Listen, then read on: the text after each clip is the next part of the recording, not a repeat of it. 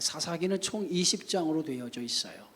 20장. 그 가운데 이제 거짐 이제 한 장, 오늘 말씀을 나누면 이제 한 장, 20장의 말씀 내주하면 이 사사기의 말씀도 이제 끝이 납니다. 사사기의 말씀 속에서 가장 우리가 기억에 남는 말씀이라면 그때의 왕이 없으므로 각기 자기의 소견에 오른 대로 행하였더라, 살았더라고 하는 말씀이 우리 가슴에 들어와야 돼요. 이 사사기 시대는 영적으로 아주 타락한 시대예요.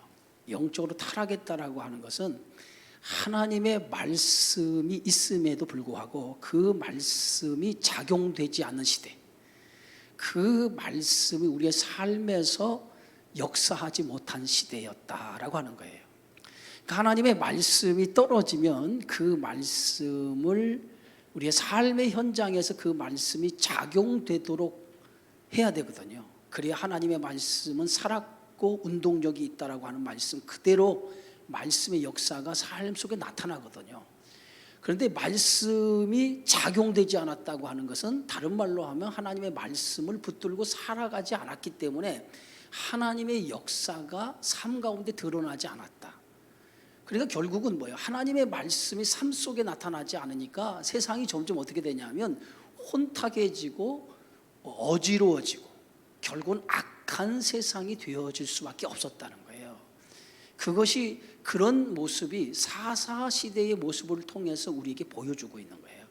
그래서 오늘날 그리스도인들이 굉장히 많잖아요. 물론 이제 팬데믹 현상으로 인해서 우리 예수 믿는 사람은 전에는 1300만까지 얘기하는데 지금 이제 팬데믹 현상을 통해서 정확하게 한국 교회 교인의 수가 몇 명이냐라고 하면 700만 정도가 된다고 그래요. 그러니까 엄청 줄어드는 거예요. 700만 정도의 한국 성도의 숫자가 한 700만 정도 됐다. 근데 700만이라고 하는 숫자는 결코 이것도 작은 것이 아니에요. 그죠? 한 알의 밀알이 땅에 떨어져 죽으면 썩어지면 수만의 열매를 맺는다고 했으니까 700만의 성도가 이 시대 앞에 말씀이 작용하는 삶을 살아가다 보면 이 시대를 변화시키고도 남을 수 있는 그런 강력한 파워를 가지고 있어요. 그런데 그렇게 많은 한국 교회의 숫자를 가지고 있으면서도 이 시대가 여전히 악이 작동되어지는 시대라고 우리가 생각해 보면 아직 하나님의 말씀이 작동되지 못한, 하나님의 말씀대로 살아가지 못한 그리스도인들이 너무 많다는 거예요. 결국은 그것이 오늘 이 시대에 악을 가져오는 원인이 된 거예요. 타락의 요인이 되었다라고 볼 수가 있어요. 마치 사사시대에 하나님의 말씀이 작용되지 않은 그 모습과 오늘 이 그리스도인들이 그렇게 많은데도 불구하고 말씀이 작용되지 않은 모습과 비교해 보자 이거예요. 그러면 이것이 얼마나 심각한 문제인가라고 하는 것을 우리가 알 수가 있거든요. 그래서 사사시대에는 하나님이 없는 게 아니에요. 그런데 하나님이 계시면서도 하나님이 없는 것처럼 왕이 없다. 다시 말해서 하나님을 왕으로 인정하지 않았다라고 하는 거예요. 결국은 하나님을 왕으로 인정하지 않은 그것은 하나님의 말씀이 작용되지 않았다는 거죠. 그래서 그 시대, 이 사사시대의 가장 큰 특징이 뭐냐면 신앙의 형식은 있어요. 신앙의 형식은 있는데 중요한 것이 뭐냐? 신앙의 내용이 없다는 거예요. 오늘 우리 그리스도인들의 삶에 신앙의 형식은 있어요.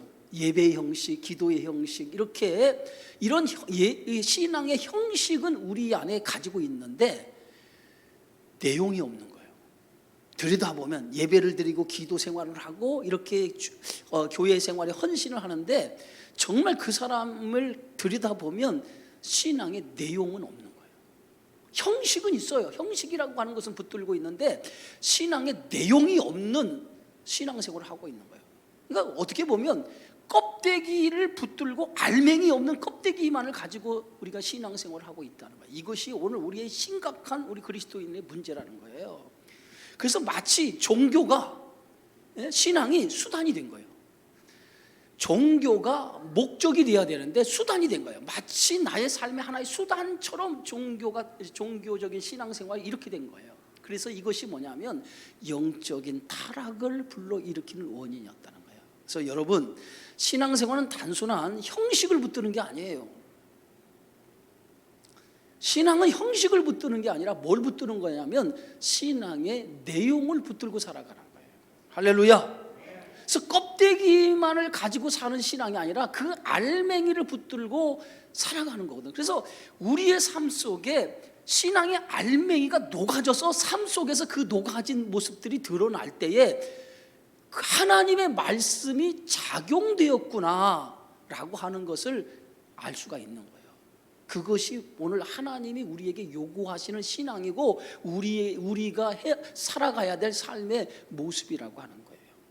오늘 이 사사기 19장의 시작도 어떻게 시작하면 그때의 왕이 없을 이스라엘의 왕이 없을 그때에라고 이렇게 말하고 있죠. 다시 얘기해서 지금 사사 시대의 전형적인 지금 형식을 붙들고 있는 종교적인 형식은 붙들고 있으면서 내용을 붙들지 않고 사는 사사 시대의 모습을 이렇게 보여주고 있죠.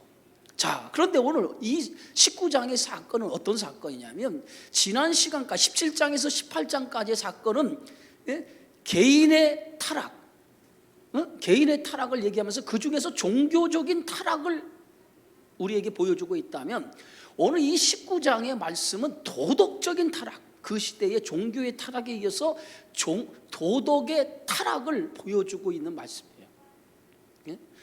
자, 오늘 말씀에 보면 어떻게 기록하고 있냐면 우리가 19장 1절에 보면 이스라엘의 왕이 없을 그때에 에브라임 산지 구석에 거류하는 어떤 네위 사람이 유다 베들레헴에서 첩을 맞이했다라고 얘기했어요. 에브라임 산지에 사는 네위인, 우리가 지난 시간에 지도를 좀 봤어요. 그 에브라임 산지는 어디에 있죠? 저 북쪽, 갈릴리 저 북쪽, 그 시돈과 그 가까운 그 북쪽이 에브라임 산지란 말이에요. 그러면 그 북쪽에 사는 뇌인, 그런데 그 북쪽 에브라임 산지 그 북쪽에 사는 뇌인이 첩을 맞이했는데 어디에 사는 첩을 맞이했어요? 유다 어디? 베들레헴에 사는 사람, 베들레헴에 사는 사람의 첩을 맞이했다는 거예요. 그러면 저 에브라임 산지에서 첩을 맞이하기 위해서 어디까지 내려온 거예요? 베들레헴. 오늘 성경에 보면 베들레헴, 유다 땅 베들레헴까지 내려와서 첩을 맞이하게 된 거예요. 여러분, 레위인이라고 하는 것은 하나님 앞에 구별되어진 사람이에요. 구별되어진 사람. 그래서 레위인은 이스라엘 자손 중에서 모든 첫 해에서 태어난 자를 대신하는 사람이 레위인이에요. 그래서 레위 지파는 모든 이스라엘 남자의 대리자가 되어서 봉사, 하나님 앞에 헌신하는 그 일을 맡아서 수고하도록 되어져 있어요. 그래서 이 레위인들의 사명이 뭐냐면 이스라엘 백성의 신앙생활과 교육 전반을 지도하는 책임을 맡은 율법 교사가 누구냐? 레위인이에요. 그리고 또 하나, 이 레위인은 율법의 집행자예요. 율법을 지키지 않으면 그것을 집행하는 사람이에요. 그러니까 이스라엘 나라의 율법, 하나님의 율법이 선포되는데 그 율법을 지키지 않으면 그 율법을 집행하는 사람, 그 율법에 따라서 집행하는, 처단하는 사람이 뭐냐면 레위인이에요. 또 하나 레위인의 사명은 뭐냐면 예배의 집례자예요. 예배의 인도자, 찬양 사역자, 예배의 인도자가 이 레위인의 사명이에요. 그런데 이렇게 레위인이 주신 이 사명이 있는데, 그런데 이 레위인이 저 에브라임 산지에 사는 레위인이 이 베들레헴까지 내려와서 첩을 맞이했다라고 하는 거예요. 그러면은 레위인이 에브라임 산지에 살고 있던 레위인이 유다 베들레헴까지 내려와서 첩을 맞이했다? 정확하게 말하면 이 레위인이 율법을 가르치고 율법을 지키도록, 또 율법을 지키지 못한 사람을 집행하는 그 사람인데, 결국은 이 레위인 자체가 뭘 어긴 거냐면 율법을 어긴 행동을 했다는 거예요. 우리가 레위기 21장에 보면 이 레위인은 기생이나 부정한 여인을 취하지 못하도록 엄격하게 율법에서 규정되어 있어요. 엄격하게 기생이나 그 부정한 여인을 취하지 못하도록 규정해 놓았음에도 불구하고 이 뇌인 자체가 뭐예요? 첩을 맞이했어요. 그것은 이 뇌인 자체가 뭘 어긴 거예요? 율법을 가장 지켜야 될 사람, 가르치고 지켜야 될 사람이 스스로 율법을 부정하고 첩을 맞이했다고 하는 것은 그 시대에 아까 제가 말씀한 것처럼 뭐가 작용하지 않았다는 거예요? 하나님의 말씀이 작용하지 않고 있다는 거예요. 그러니까 종교적인 타락인데 누가 타락을 한 거예요? 성직자의 타락인 거예요. 결국은. 그러니까 성직자의 타락은 결국은 하나님의 말씀이 가장 말씀을 지켜야 할 그 성직자의 타락을 통해서 하나님의 말씀이 작동되지 않은 모습을 오늘 성경은 우리에게 고발하고 있는 거예요. 자, 그래서 오늘 성경 말씀에 보면 그래서 성직자의 윤리적인 타락을 지금 오늘 고발하잖아요. 두 번째, 오늘 2절에 보면 그 첩이 행음하고 남편을 떠나 유다 베들레헴 그의 아버지 집에 돌아가서 거기서 넉 달 동안을 지냈다 그랬어요. 자, 예브라임 산지에 사는 레위인이 유다 베들레헴에 사는 첩을 맞이했어요. 그런데 이 첩이 이 레위인 자기 그 첩을 맞이한 레위인을 버리고 자기 집으로 돌아간 거예요. 네? 돌아간 거예요. 왜 돌아갔겠어요? 그 이유에 대해서는 설명하지 않고 있죠. 그런데 여기서 보면 행음했다. 이 행음했다라고 하는 다른 남자와 어떤 불륜의 관계를 가졌다라고 하는 뜻이 아니에요. 이 여자가 이 레위 사람에게 만족을 느끼지 못했기 때문에 당시 이 첩이라고 하는 것은 두 가지예요. 어떤 의미를 갖고 있냐면 이 시대에서 우리가 사사기 사무엘상 1장에 제일 먼저 등장하는 사람이 누굽니까? 사무엘상 1장에 제일 먼저 등장하는 사람이 누구예요? 한나, 예? 그죠? 한나, 예? 엘가나의 남편 엘가나, 예? 그의 아내 한나와 또 분인나라고 하는 그 여인이 등장을 하죠. 근데 그 사람이 이 엘가나가 어떤 출신이에요? 레위지파예요. 레위지파란 말이에요. 레위지파에 두 아내가 있었던 거예요. 근데 한 아내가 누구냐면 그게 한나예요. 한나는 정실 부인이에요. 근데 정실 부인이 아이를 낳지 못한 거예요. 그래서 그 아이를 낳지 못해서 이 엘가나라고 하는 이 뇌인이 첩을 맞이한 거예요. 그게 누구예요? 아이를 생산하기 위해서 분인나라고 하는 여자를 맞이해서 그 분인나를 통해서 뭘 아들을 생산하죠.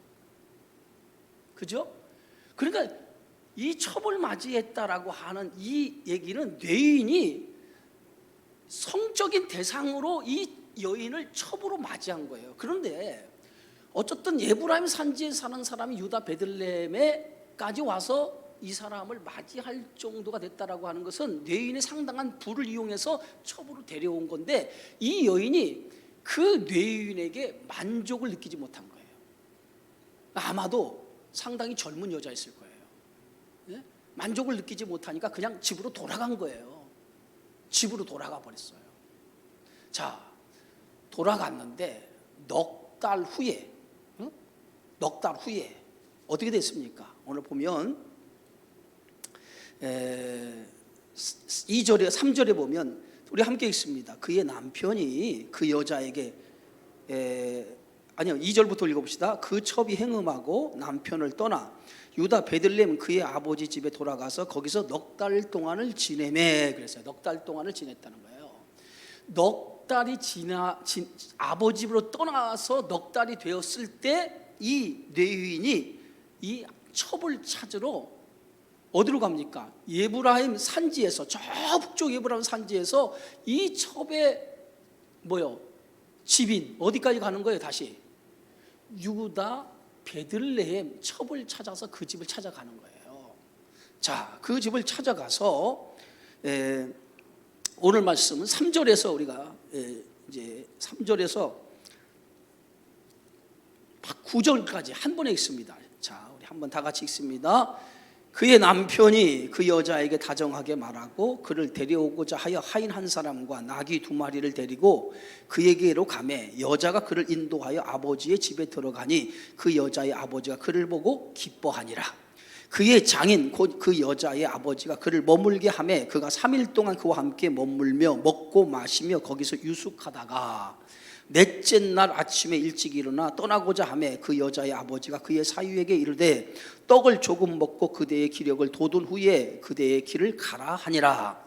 두 사람이 앉아서 함께 먹고 마시매 그 여자의 아버지가 그 사람에게 이르되 청하노니 이 밤을 여기서 유숙하여 그대의 마음을 즐겁게 하라 하니 그 사람이 일어나서 가고자 하되 그의 장인의 간청으로 거기서 다시 유숙하더니 다섯째 날 아침에 일찍 일어나 떠나고자 하매 그 여자의 아버지가 이르되 청하노니 그대의 기력을 돋우고 해가 기울도록 머물라 하므로 두 사람이 함께 먹고 그 사람이 첩과 하인과 더불어 일어나 떠나고자 하매 그의 장인 곧 그 여자의 아버지가 그에게로 이르되 보라 이제 날이 저물어 가니 청하건대 이 밤도 유숙하라. 보라 해가 기울었느니라. 그대는 여기서 유숙하여 그대의 마음을 즐겁게 하고 내일 일찍이 그대의 길을 가서 그대의 집으로 돌아가라 하니 그랬어요. 자, 오늘 이 뇌인이 자기 집으로 돌아간 이 첩을 다시 데리고 오려고 어디 첩의 집을 찾아가죠. 그러니까 장인의 집으로 가는 거예요. 그랬더니 오늘 이 말씀에 보면 3절에 보면 그 첩이 이 뇌인을 어떻게 하죠? 내칩니까? 받아들입니까? 네? 내칩니까? 받아들여요. 이 첩이 받아들이잖아요. 다시 얘기해서 만약에 이 첩이 행음을 했다, 정말 어떤 불륜을 저질렀다면 유대 법에 율법에 의하면 돌에 맞아 죽어요. 그런데 이 여인은 그렇게 하지 않았다고 하는 것은 이 여인이 이 뇌인의 만족을 느끼지 못해서 집으로 돌아간 거예요. 그러니까 이 뇌인이 그 첩을 찾아간 거죠. 가가지고 가니까 그 뇌인이 찾아온 것을 그 첩이 보고 자기 집으로 영접을 해요. 그리고 나서 그 장인이 아주 극진한 환대를 합니다. 이 첩의 그 아버지가 극진하게 환대를 해요. 환대를 해서 어떻게 환대하냐면 3일 동안 보세요. 3일 동안 그와 함께 머물며 먹고 마시며 거기서 유숙했다는 거예요. 그러니까 3일 동안 극진한 환대를 받은 거죠.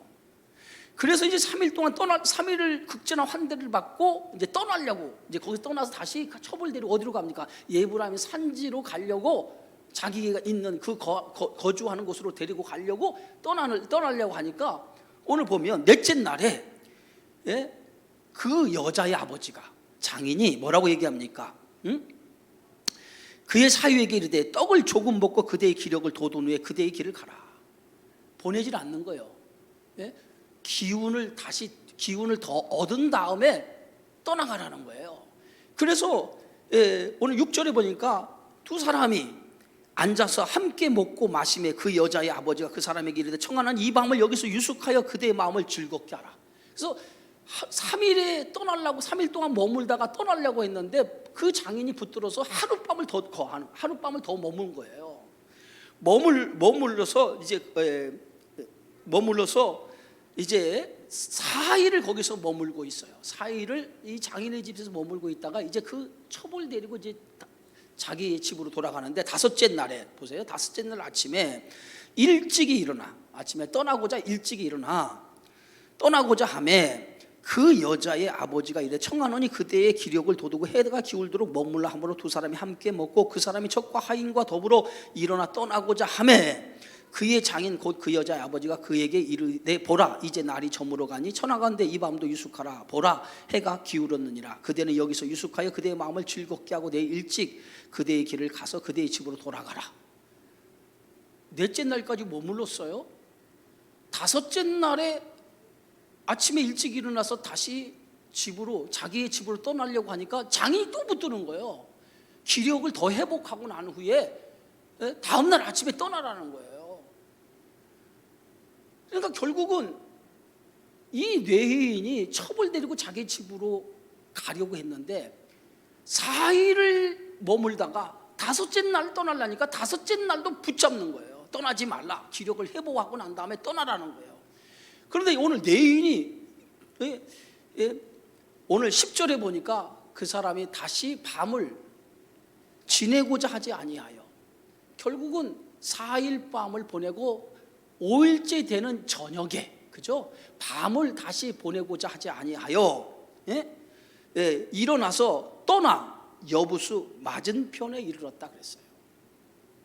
결국은 오늘 이 내유인이 결과적으로 이 장인의 만류 때문에 차일피일 미루다가 결국은 늦은 시간에 그가 자기의 집이 있는 에브라임 산지로 떠나게 되어져요. 이것은 어떻게 보면 보세요. 내유인에게 주신 사명이 있잖아요. 자기에게 주신 사명이 있을 거 아니에요. 그런데 이 사명을 지금 내유인은 팽개쳐버린 거예요. 지금 자기 첩을 데리고 가기 위해서 자기의 사명을 버리고 여기서 며칠을 머무는 거예요. 결과적으로 5일을 머무는 거나 마찬가지잖아요. 5일을 머물고 있어요. 자기에게 주어진 사명이 있는데 그 사명을 내팽개치고 5일을 머물러 있는 거예요. 그럼 보세요. 이 뇌인에게 주신 이 사명을 지금 뇌인이 내팽겼다라고 하는 것은 뭐예요? 하나님이 주신 이 사명조차도 소홀하게 여기는 사람이었다는 거예요. 결과적으로는 아까도 얘기했지만 이 사람이 첩을 맞이한 거죠. 첩을 맞이했다고 하는 것도 뭘 어긴 거예요? 율법을 어긴 거예요. 그러면 이 사람에게서 하나님의 말씀, 율법을 소중하게 생각한 사람이라고 볼 수가 없는 거죠. 하나님의 말씀을 소중하게 생각했다고 한다면 이 사람은 이런 행동을 하면 안 되죠. 그런데 결국은 하나님의 말씀을 소중하게 생각하지 않았기 때문에 이렇게 첩을 맞이했고 자기에게 맡겨준 소명조차도 소홀하게 여길 수밖에 없었던 사람이었다는 거예요. 결국 무엇을 얘기합니까? 하나님의 말씀이 성직자에게도 작용되지 않은 삶을 지금 살아가고 있다는 거예요. 그러니까 이건 지금 심각한 이 사사시대의 종교적인 문제, 타락의 문제가 지금 진행되고 있음을 우리에게 보여주고 있는 거예요. 자, 그 다음에 이 사람이 이제 다시 밤을 지내고자 하지 아니하여 일어나서 떠나 여부수 맞은편에 이르렀다고 그랬어요. 이제 결국은 첩을 데리고 이제 다시 자기 에브라임 산지 자기 집으로 돌아가는데 이제 장인의 집을 떠나서 가는데 여부수 맞은편에 이르렀을 때에 오늘 11절에 뭡니까? 해가 지려하는지라 그랬어요. 해가 지려했다 그랬어요. 그러니까 지금 해가 기울은 거죠. 밤이 이제 어둠이 깔리기 시작했다는 거죠. 자, 그때 종이 주인에게 말합니다. 그 주인 누구예요? 내유인에게 얘기하죠. 내유인에게 뭐라고 얘기하냐면 우리가 이 여부스 사람의 성읍에 들어가서 여기서 하룻밤을 좀 자고 내일 아침에 떠나자라고 주인에게 청을 넣어요. 주인에게 우리가 여기서 하룻밤을 유숙하고 갑시다라고 주인에게 요청을 합니다. 그랬더니 그 뇌유인이 뭐라고 얘기하냐면 이렇게 얘기해요. 오늘 12절에 보니까 주인이 그에게 이르되 우리가 돌이켜 이스라엘 자손에게 속하지 아니한 이방 사람의 성읍으로 들어갈 것이 아니니 기브아로 나아가리라. 이 여부스에 도착했을 때 해가 기울었을 때 종이 여기서 하룻밤을 자고 가자고 하니까 여기는 이방 사람이 사는 지역이니까 이방 사람이 사는 지역에서 우리가 머물 수 없다는 거예요. 그러니까 가나안 족속 중에 여부스 족속 있잖아요. 여부스 족속이 사는 이 지역은 이방 사람이 사는 지역이라는 거예요. 이방 사람이 사는 지역이니까 여기에 머물 수 없어. 더 가서 어디 이스라엘 사람들이 사는 이스라엘 지파가 사는 그 지역에 가서 하룻밤을 머물자는 거예요. 그래서 기브아라고 하는 오늘 여부스 사람이 사는 이 지역에 머물지 않고 이제 그가 어디로 갑니까? 10km 그곳에서부터 10km 떨어진 곳까지 가요. 그게 어디입니까? 그게 기브아라고 하는 거예요. 기브아 10km 떨어진 곳까지 찾아가죠. 기브아. 그래서 기브아에 가서 안전하고 편안하게 하룻밤을 유숙하려고 하죠. 자, 오늘 성경 말씀 보면 12절에 주인이 그에게 이르되 우리가 돌이켜 이스라엘 자손에게 속하지 아니하 이방 사람의 성읍으로 들어갈 것이 아니니 기브아로 나아가리라 하고, 13절에 보니까 우리가 기브아나 라마 중 한 곳에 가서 거기서 유숙하자 하고, 그래서 이 기브아까지 갑니다. 근데 기브아는 어디에 속한, 어느 지파에 속한 곳입니까 이게? 기브아는 어느 지파에 속한 곳이라고 그랬어요 성경에? 베냐민 지파에 속한 지역이라는 거예요. 그러니까 이스라엘 지파에 속한 지역이야. 이방인이 아니라, 이방 사람이 사는 지역이 아니라 베냐민 지파가 속한 지역이에요. 그러니까 이곳까지 도착을 한 거죠. 이제 거기서 이제 15절에 보니까 이제 하룻밤을 유숙하려고, 그 유숙할 곳을 찾는 거예요. 자, 그런데 오늘 15절에 보니까 기브아에서 가서 유숙하려고 그리로 들어가서 성읍 넓은 거리에 앉아 있으나 그를 집으로 영접하여 유숙하게 하는 자가 없었더라라고 이렇게 말하고 있어요. 여러분, 이스라엘 나라의 유대 율법에 보면 나그네 환대법이라는 게 있어요. 나그네 환대법. 우리가 아브라함도 천사를 부지 중에 대접하죠. 이게 뭐냐면 그 나그네 환대법이라고 하는 것은, 나그네 가장 가장 이스라엘 사람들이 약한 사람, 그냥 고아, 과부, 나그네, 이런 사람을 가장 사회적인 약자로 보는 거예요. 사회적인 약조. 그래서 이 사회적인 약자를 돌보는 법이, 이게 뭐냐면 나그네 환대법이라고 하는 법이 있어가지고 나그네를 만나면 반드시 그 나그네를 영접하도록 되어져 있어요. 그 정신이 어떤 정신이냐면, 하나님이 우리를 구원해서 우리가 하나님의 자녀가 되었다는 거예요. 다시 얘기해서 이스라엘 백성이 원래 예굽에서 430년을 어떻게 살았습니까? 종으로 살았어요. 종으로 살던 그 시대가 뭐야? 나그네로 살던 시대예요. 처절하게 나라 없이 나그네로 살던 아픔을 가지고 있는 민족이 이스라엘 민족이에요. 그래서 오늘 나그네 환대법을 통해서 철저하게 그런 아픔을 가진 자를 돌보라고 하는 정신이 율법의 정신이에요. 그게 나그네 환대법이에요. 그래서 이스라엘 사람들은 나그네를 보면 그들을 그냥 보고 지나치면 안 돼요. 반드시 그를 영접하고 환대를 해줘야 돼요. 그런데 오늘 하나님의 말씀이 지금 작동이 되고 있어요, 안 되고 있어요? 하나님의 말씀이 작동이 되고 있냐고요? 안 되고 있죠. 하나님의 말씀이, 율법이 지금 작동되고 있지 않잖아요. 어떻게 할 수 있어요? 성문 앞에 앉아 있음에도 불구하고 사람들이 그를 보고도 그를 다 외면해 버리죠. 결국은 율법, 하나님의 말씀이 작동되지 않고 있다는 거예요. 나그네 환대법이라고 하는, 나그네를 보면 누구든지 그를 영접해서 대접을 해야 되는데 아무도 하나님의 말씀을, 그 말씀을 붙들고 살아가는 사람이 없었기 때문에 나그네를 환대하는 사람이 없는 거예요. 그러니까 이 사람이 거기서 기브아에서 유숙하려고 거기서 있는데 아무도 그를 영접하는 사람이 없는 거예요. 그러니까 결국은 뭘 보여주고 있는 거예요? 하나님의 말씀이 작용되지 않고 있는, 율법이 지금 작용되지 않고 있는 현상을 지금 보여주고 있는 거예요. 자, 저녁 때가 됐어요. 이제 그곳 성문에 앉아 있었는데 저녁 때가 됐어요. 해가 지는 아주 저녁 때가 됐어요. 저녁 때가 됐는데 한 노인이 밭에서 일하다가 돌아오는 거예요.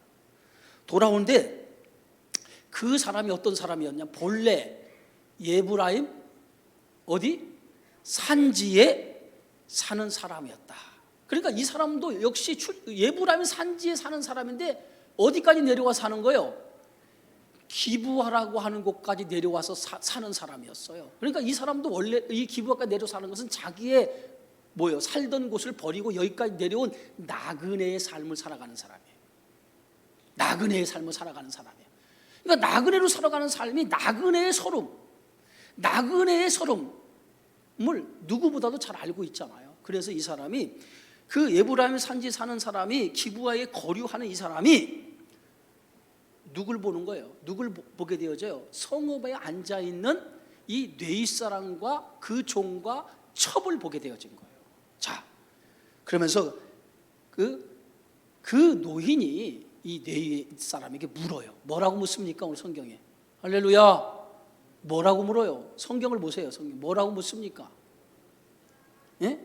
그대는 어디로 가며 어디서 왔느냐라고 물어요. 그대는 어디로 가며 어디서 왔느냐. 자, 질문 던집니다.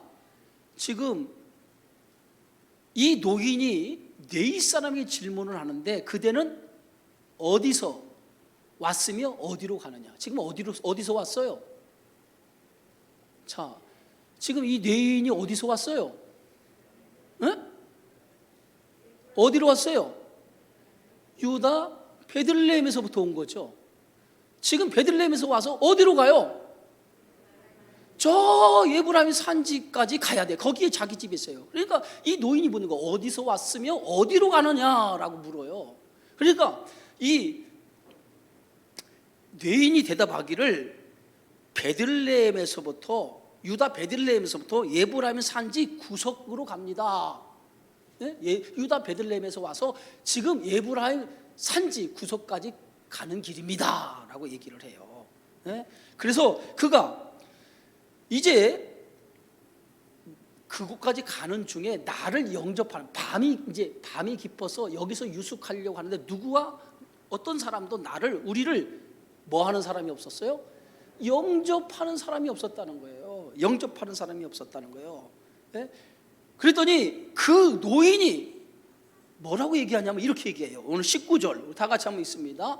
우리에게는 나귀들에게 먹일 집과 여물이 있고 나와 당신의 여종과 당신의 종인 우리들과 함께한 청년에게 먹을 양식과 포도주가 있어 무엇이든지 부족함이 없나이다 하는지라. 그러면서 그 노인이 이르되 그대는 안심하라. 그대의 쓸 것을 모두 내가 담당할 것이니 거리에서는 유숙하지 말라 하고 그를 데리고 자기 집에 들어가서 나귀에게 먹이니 그들의 발을 씻고 먹고 마시니라.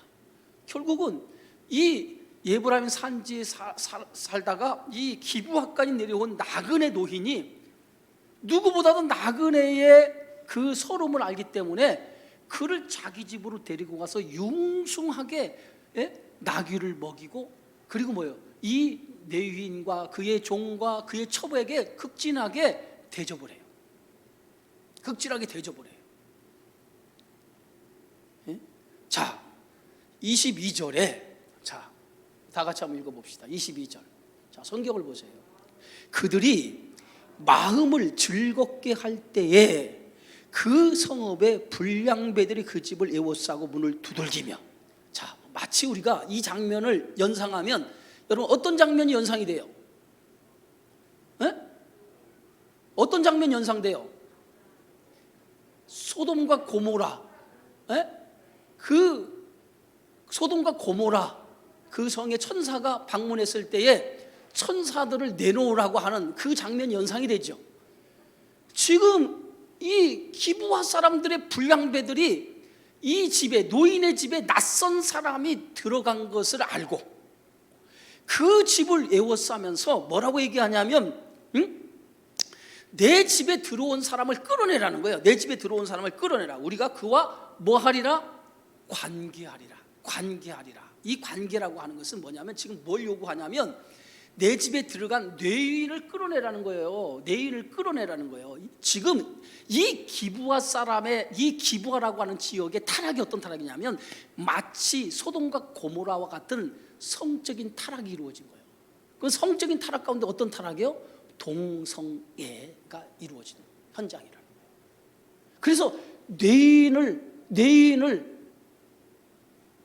달라는 거예요. 내인을 달라는, 우리가 그와 관계하겠다는 거예요. 동성애를 하겠다는 거예요. 그와 관계하겠다니까 내인을 놔달라는 거예요.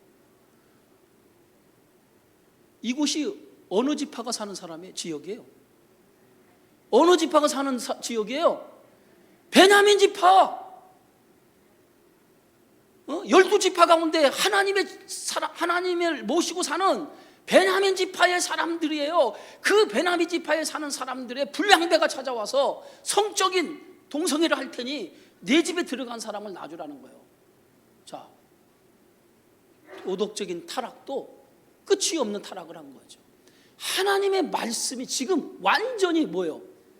무너진 거예요. 무너진 거예요.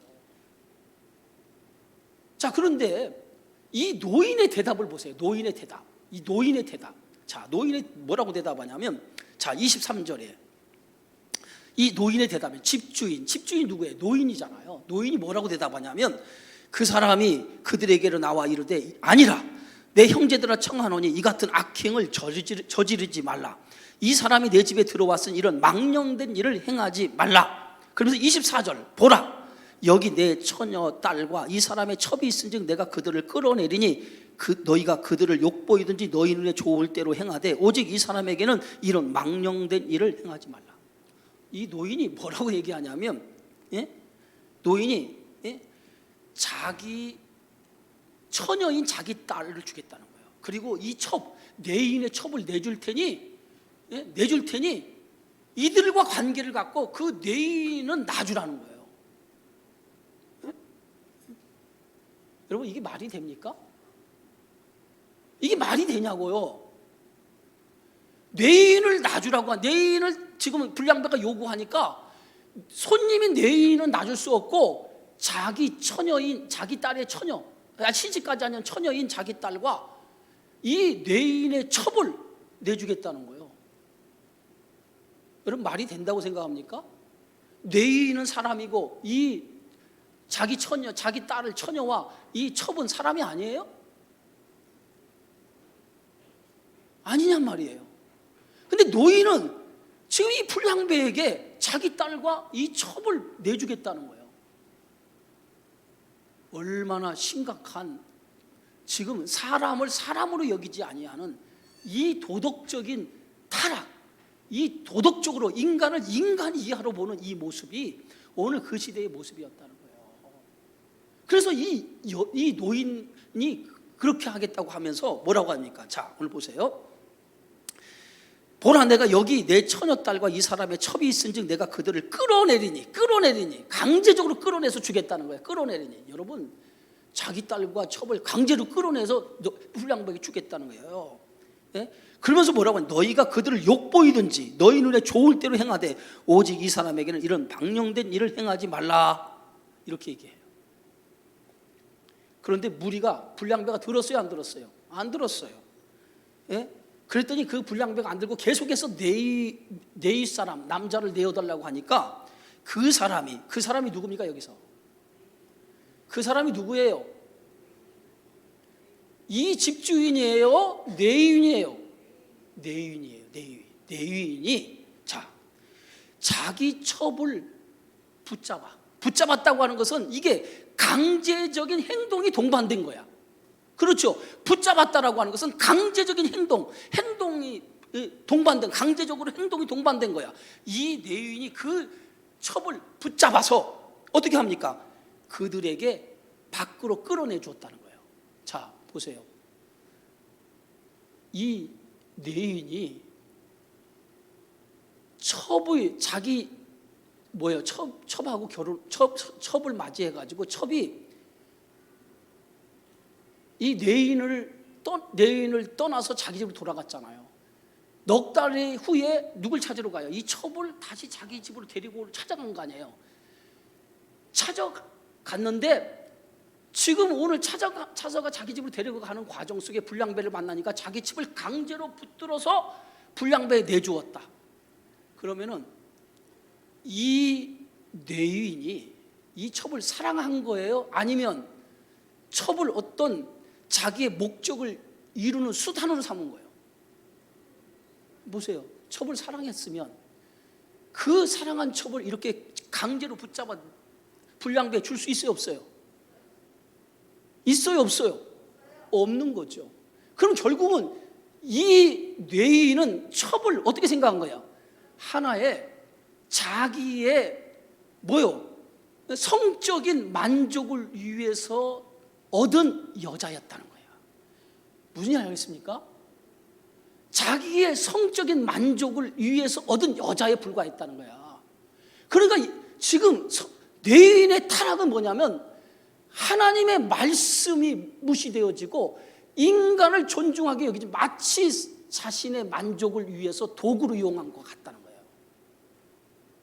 그것을 지금 심각하게 오늘 이 사사기의 이 모습을 통해서 우리에게 보여주는 거예요. 자, 이 자기 첩을 강제로 끌어내서 불량배도 넘겨줘 버려요.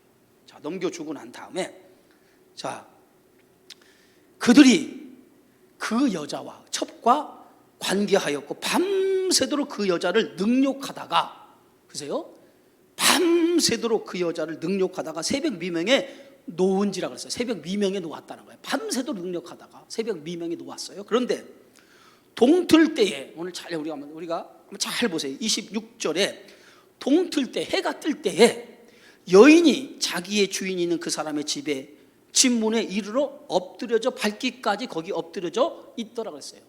자, 여인이 밤새 이 불량배에게 능욕을 당하고 나서, 능욕을 당한 채 동이 틀 때에 이 여인이 어디에 엎드려져 있어요? 어디에 엎드려져 있냐고? 그 노인의 집 문에, 집 문에 거기에 엎드려져 있는 거예요. 문에 이르러 엎드려져 있다는 거예요. 자, 보세요. 한번 이걸 상상해 봐요. 우리가 성경을 읽어보니까, 단순히 여러분이 읽으니까 상상이 되지 않는데, 이 여인이 밤새 불량배에게 능욕을 당할 때 이 여인이 발버둥 친 거예요. 발버둥 치면서 어디로 갑니까? 자기 남편이 있는, 자기를 사랑한다고 첩으로 있는 뇌이가 머무는 그 노인의 집에까지 강제적으로 가려고 한 거예요. 그러나 불량배들이 밤새 농역에 가지 못한 거예요. 그래서 결국은 새벽 동틀 때에 간신히 불량배가 떠나자마자 기어서 그 집 문 앞에 이른 거예요. 자, 그러면은 보세요, 여러분. 뇌인이 밤새 불량배가 능욕당하고 처참하게 이러한 굴욕을 당하는 것을 알았습니까? 몰랐습니까? 알았어요? 몰랐어요? 알았지요. 그럼 뇌인은 이런 현장을 보고 가만히 있어야 돼요? 아니면 의분이 일어나야 돼요? 가만히 있어야 돼요? 의분이 일어나야 돼요? 의분이 일어나야 되죠. 그런데 뇌인은 지금 자기 첩이 처절하게 능욕당하고 있는 그 현장, 그 소리를 들으면서도 문을 열어주지 않고 있는 거예요. 그런데 그 여인은 그럼에도 불구하고 자기를 첩으로 삼은 뇌인을 찾으려고 끝까지 뇌인 있는 집 문 앞에 기어서 가는 거예요. 그래서 거기서 엎드려 쓰러진 거예요. 여러분, 얼마나 비참한 모습입니까? 얼마나 비참한 모습이에요. 자기를 내동댕이 치는 그 뇌인의 끝까지 자신의 목숨을 구걸하는 이 첩의 그 모습을 한번 상상해 보세요. 그런데도 불구하고 뇌인은 그 여인을 내쳐버리고 죽게 놔둬버려요. 네? 죽게 놔둬버린다. 이게 뭐예요? 종교의 타락의 모습, 도덕적인 타락의 모습, 한 양을 돌보지 못하는 이 시대의 타락을 보여주고 있는 거예요. 자, 그 다음에 말씀을 봅시다. 27절. 그의 주인이 일찍 일어나 집문을 열고 떠나고자 하더니 그 여인의 집문에 엎드려져 있는 것을 보았다는 거예요. 그 주인이 일찍 일어나 집문을 열고 떠나고자 하더니 그 여인이 집문에 엎드려져 있고 그의 두 손이 뭐에 있어요? 문지방에 있는 걸 봤어요. 그러니까 밤새 살려달라고 문지방을 뭐 했다는 거예요? 뭐 했어요? 문지방을 긁어댄 거 아니겠어요? 애원한 거 아니겠어요? 여러분, 우리가 성경을 보면서 이 비참한 모습을 우리는 그냥 대충 넘어가고 말아.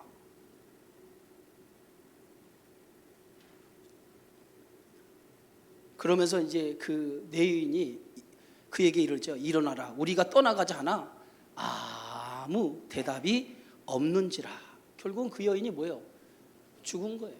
능력을 받다가, 불량배의 능력을 받다가 밤새 자기 남편 뇌인을 찾아가다가 결국은 그 자리에서 죽은 거예요. 죽었어요. 그랬더니 이 뇌인이 그의 시체를 나귀에 싣고 어디로 돌아가니까 자기 집으로 돌아가요.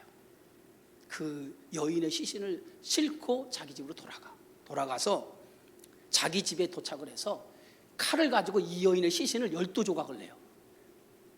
이 시신을 12조각을 낸다고요. 12조각을 내서 이 12조각을 낸 이 시신을 이스라엘 12지파에게 보내요.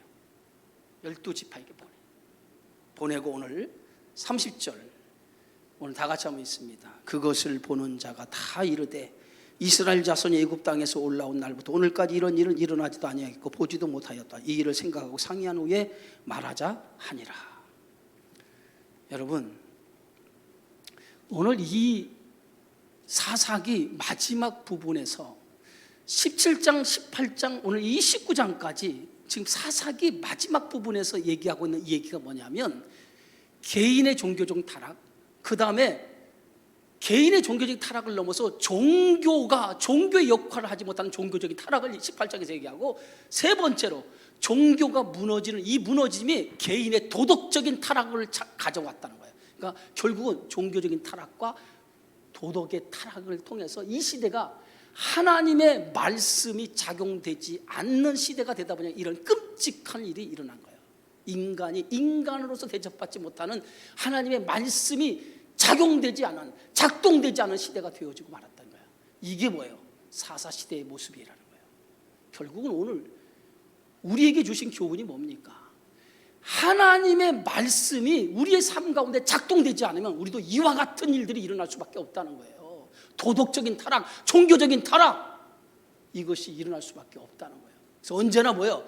하나님의 말씀이 우리 삶 속에 작동되어지도록 살아가야 돼. 할렐루야! 그것이 오늘 이 시대에서 저와 여러분에게 주신 사명이에요. 그 사명을 잘 감당해서 하나님의 말씀이 작동됨을 통해서 이 어두운 시대가 보다 더 밝아지고 깨끗해지고 하나님의 정의가 실현되는 나라가 되어지는 그 일에 우리가 힘써 살아가기를 주의 이름으로 축원합니다. 기도합니다.